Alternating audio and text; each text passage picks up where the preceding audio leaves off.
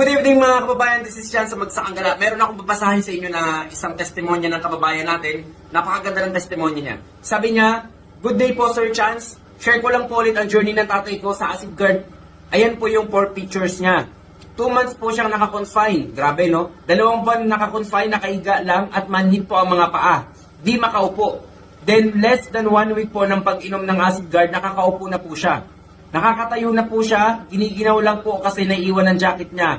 Outpatient na po siya. 2 months na pag-inom ng acid guard, nakakalakad-lakad na po siya. Marami pong salamat Lord at thanks din Sir Chance. God bless you po. Thank you sa acid guard."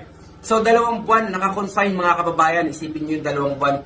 Gaano kasakit ang gastos nun. Gaano kasakit ang maintenance, bayad sa hospital. So gets ng mga ano yan, nakaka-relate dyan yung mga nakaranas na ma-confine. And then with less than 1 week, nakakaupo na siya. Sa loob ng 2 buwan, nakakapaglakad na siya. Sabi mo yun, ganun katindi yung acid guard mga kababayan. Kaya hindi ako nagsasawang i-promote ang acid guard, hindi ako nagsasawang sabihin sa inyo na yung kagandahan ng acid guard sa katawan natin, yung malaking na itutulong sa pangkalahatang kalusugan natin. Kasi alam ko na makatutulong to sa lahat ng uri ng karamdaman, makatutulong ito sa inyo. Cash on delivery tayo mga kababayan. Kung gusto nyo mag-order, PM nyo lang ako. Ako si Chance at ako Magsasakang-Gala.